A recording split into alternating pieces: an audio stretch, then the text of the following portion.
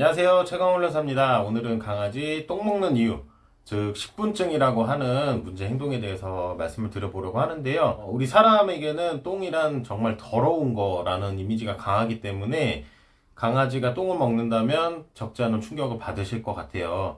하지만은 우리 강아지에게 있어서 똥이란 단순히 그냥 노폐물 배출에 대한 개념뿐만 아니라 여러 가지 의미를 담고 있기 때문에 정확하게 어떤 원인으로 강아지가 식분증이 발생했고 또 우리가 어떻게 대처를 해야 되는지 정확하게 알고 보호자분이 대처를 해주시는 게 중요할 것 같아요.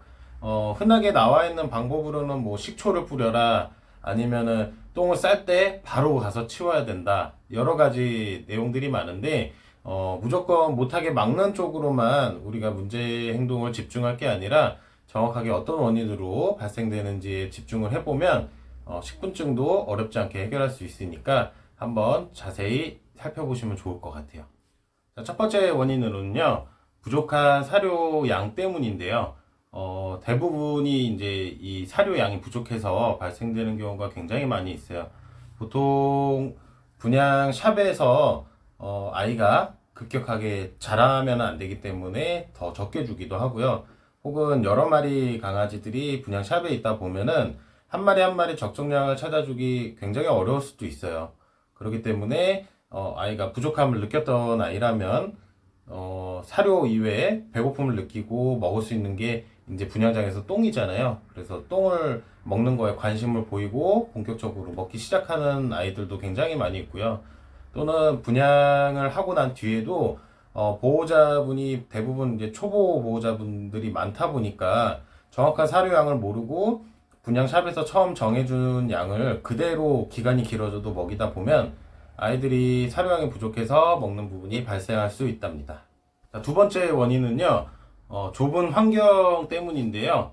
보통 2, 3개월 때 강아지라고 하면 한참 호기심이 많고 여기저기 뛰어다니면서 이런저런 물건들도 한 번씩 깨물어보고 입에 넣어보고 이런 행동들을 굉장히 많이 보이는 시기예요. 하지만은 이 시기에 이런 욕구들을 제대로 충족하지 못하고 좁은 분양장에서 오랜 시간이 있었거나 혹은 분양하고 난 뒤에도 보호자분이 울타리 교육을 한다고 해서 이 좁은 공간 안에 갇혀져서 오랫동안 지낸 아이들이라고 하면은 호기심을 채우거나 아니면은 놀거리를 찾아서 배변 패드를 찍기도 하고 방석을 깨물고 막 흔들기도 하고 그 외에도 할 게 없으면 똥에 관심을 보이는 경우도 굉장히 많아요.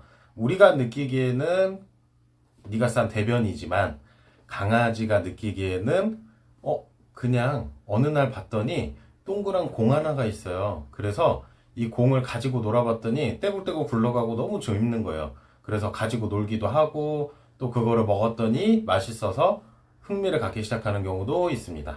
자, 세 번째 원인은요, 잘못된 배변 교육인데요. 지난번 배변 교육에 대해서 말씀을 드리면서 알려드렸던 것처럼 강아지 배변은 자연스럽게 우리가 환경만 잘 맞춰주면은 가릴 수 있는 부분인데, 만약 강아지가 배변 실수를 했을 때 소리를 지르거나 아니면 혼내거나 또는 강아지를 들어서 다른 장소로 옮기는 등의 불편한 자극들을 줬을 때는 강아지가 우리 견주님은 배변을 잘못하면은 굉장히 싫어하는구나 라고 생각하는 게 아니라 배변하는 것 자체를 굉장히 싫어하는구나 라고 생각할 가능성이 커요. 이렇게 인식이 된 아이들은 일부러 보호자분 눈을 피해서 구석진 곳에 가서 배변 실수를 하기도 하고 또는 대변 같은 경우는 흔적을 남기지 않기 위해서 먹어버리는 식분증이 발생되는 경우도 굉장히 많이 있습니다. 그렇기 때문에 배변 교육은 절대로 혼내시면 안 되고요. 만약 혼내셨다면은 지금부터라도 혼내지 않고 아이가 편안하게 살 수 있는 환경을 만들어 주시는 게 제일 중요할 것 같아요. 자, 네 번째 이유는요, 소심한 강아지일수록 식분증이 생길 가능성이 좀 더 높다는 건데요. 배변은 안전한 장소에서만 해야 되지만 분양 초기에 낯선 환경이나 낯선 사람들 앞에서 배변을 하는 것을 좀 두려워하고 불편함을 느끼면서 변비가 생기는 경우도 있고요.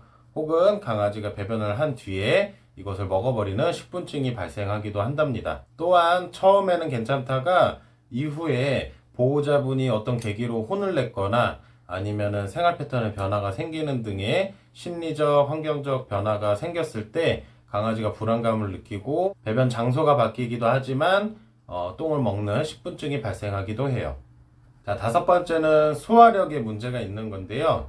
사료가 부족해서도 발생하지만 반대로 사료를 너무 많이 줬을 때 소화되지 못하고 나온 대변들, 보통 보면 소화가 잘 된 부분들은 딱딱하고 휴지로 집었을 때 잘 집히는 정도지만 끝부분에 소화가 안 된 부분이 있다면 묽게 나오는 경우도 있거든요.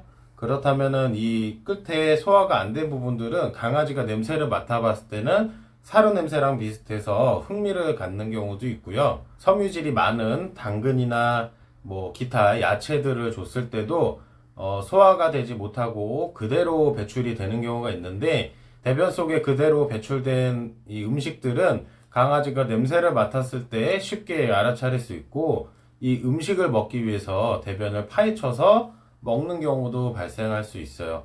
또한 사료를 급격하게 바꿨거나 알러지가 발생하는 등의 문제가 생겼을 때도 강아지가 소화가 되지 못했기 때문에 대변 속에서 맛있는 냄새를 느끼고 대변을 먹게 되는 경우도 발생할 수 있답니다. 마지막 여섯 번째는요, 기생충 감염인데요. 내부 기생충에 감염되어 있는 경우가 굉장히 많이 있어요. 특히 새끼 강아지 때 입양을 해오면은 반드시 이제 원충약을 급여해서 퇴치를 해주셔야 되는데, 그렇지 못할 경우에는 강아지가 사료를 아무리 많이 먹어도 영양분을 모두 뺏기기 때문에 체중은 계속해서 줄어들고 강아지도 배고픔을 많이 느끼게 되고 혈변을 보거나 묽은 변을 보는 경우도 굉장히 많이 있어요. 그렇기 때문에 이런 증상들을 보인다면은 바로 구충제를 먹여주시는 게 중요할 것 같아요. 자, 첫 번째 해결 방법은요, 음식의 질과 양을 개선해 주는 건데요. 보통 식분증이 사료양이 부족해서 발생되는 경우가 굉장히 많이 있기 때문에 일단은 사료양을 늘려주시는 게 좋을 것 같아요. 대신에 한 번에 급격히 많이 늘리게 돼버리면 오히려 강아지가 소화되지 못한 부분의 대변을 또다시 관심을 갖고 먹게 될 수 있기 때문에 점차적으로 사료 급여 횟수라든지 양을 조금씩 늘려 가주시는 게 좋을 것 같고요. 또한 특정 간식이나 뭐 야채 같은 음식을 먹인 뒤에 하루 정도 지났을 때 강아지가 대변을 보고 나서 이 대변을 파헤쳐 놓는다든지 아니면 먹는 행동을 보인다면은 소화가 안 된 음식이기 때문에 이런 음식들은 견주님이 보고 빼주시면 될 것 같고요. 혹은 알러지가 있는 경우에도 강아지가 식분증이 생기는 경우도 있으니까 알러지가 있는지도 한번 살펴봐 주시는 게 좋을 것 같아요. 또 하나는 사료를 바꿔주시는 것도 하나의 방법이 될 것 같은데요. 사료 성분에 따라서는 대변이 나왔을 때 그 냄새들도 굉장히 많이 달라요. 그렇기 때문에 자극적인 냄새가 나는 사료는 아무래도 먹고 나면은 식분증이 생길 가능성이 높잖아요. 그래서 사료를 몇 가지 점차적으로 한번 바꿔보시는 것도 하나의 방법이 되실 것 같아요. 자, 두 번째 해결 방법은요, 강아지가 똥을 가지고 노는 행동을 더 많이 보인다면 이 환경적인 부분에서 많이 개선을 해줘야 될 것 같아요. 울타리 생활을 하고 있다면 이제부터는 본격적으로 밖으로 나와서 적응하는 연습을 시켜주시면 좋을 것 같고요. 밖에서 있으면서도 강아지가 똥을 재밌게 가지고 논다고 하면은 사료를 주실 때 바닥에 뿌려서 노즈워크로 재밌게 먹을 수 있게 해주거나 뭐 종이컵, 양말, 박스, 페트병 이런 다양한 부분에다가 넣어가지고 제공을 해주시면은 똥보다 다른 쪽에 관심을 보일 가능성이 높아질 것 같아요. 대신에 똥 또한 강아지가 충분히 재밌게 놀아보고 질려야지만 가지고 놀지 않기 때문에 똥도 바로 치워주시는 게 아니라 충분히 강아지가 가지고 놀 수 있는 기회도 제공을 해주시는 게 좋을 것 같아요. 하루에서 이틀 정도는 일부러 치우지 않고 강아지가 가지고 놀거나 먹을 수 있는 기회도 주면 좋을 것 같아요. 자, 세 번째는요, 소화력을 개선시켜 주는 건데요. 영양분이 제대로 흡수되지 못하고 배출이 되면 아무래도 대변에 호감을 갖기 때문에 소화력을 개선시켜 주기 위한 여러 가지 노력들을 시켜 주시는 게 좋을 것 같아요. 일단은 충분한 활동량을 채워 주시는 것도 하나의 방법이고요. 또 하나는 유산균이나 아니면은 섬유 보조제도 따로 있거든요. 이거를 먹게 되면은 대변이 더 단단해지고 잘 잡히는 부분도 생길 수 있으니까 이런 제품들을 사용해서 소화력을 개선시켜 주는 것도 굉장히 중요할 것 같아요.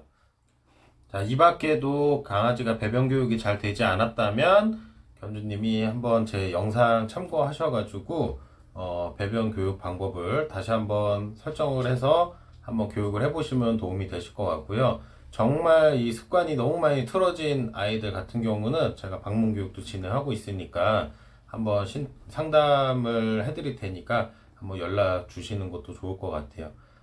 또 분양 초기에 만약에 구충 회충약을 먹였는지 확인이 되지 않는다면 예방접종을 했던 동물병원에 가서 회충약을 먹였는지 확인해 보고 먹이지 않았다면 혹은 의심이 된다면은 먹여서 대변에 기생충이 완전히 나오는지도 확인을 해 보시는 게 좋을 것 같아요. 그리고 이제 소심한 강아지 같은 경우는 초기에 식분증이 조금은 있더라도 충분한 시간을 일부러 그냥 두게 되면 아이가 자연스럽게 환경을 적응하면서 대변을 먹지 않게 될 수 있기 때문에 이때는 절대로 자극을 주시면 안 되고요. 만약에 조금 성장한 상태에서 아이가 이런 문제가 발생했다면 보호자분이 강하게 혼낸 거는 아닌지 혹은 생활 패턴의 변화라든지 아니면 집 주변에서 뭐 공사 소리라든지 이런 자극들이 발생된 거는 아닌지 한번 확인해 보고 거기에 맞춰서 해결을 해주시면 좋을 것 같아요. 오늘은 이렇게 강아지 식분증에 대해서 살펴보았는데요. 식분증은 굉장히 어렵다면 어렵고 쉽다면 굉장히 쉽게 해결할 수 있는 부분이에요. 하지만은 가장 어렵다고 느낄 수 있는 부분들은 과연 강아지가 똥을 먹는 거를 놔두면 이게 해결이 될까라는 의구심이 생기기 때문에 견주님이 교육을 하기 어려우실 거예요. 하지만은 장기간 바라보고 원인을 끊임없이 찾고 노력을 해주신다면 식분증 또한 개선이 될 수 있는 부분이기 때문에 견주님이 포기하지 말고 끝까지 노력을 해주셨으면 좋겠고요. 교육이 너무 어려우시다면은 전문가의 도움을 받아보시는 것도 도움이 되실 것 같아요. 이상으로 강아지 식분증 똥 먹는 이유에 대해서 말씀을 드려보았는데요. 많은 분들께 도움이 되셨길 바라면서 영상을 마치도록 할게요. 도움이 되셨다면 구독과 좋아요도 함께 눌러주세요. 감사합니다.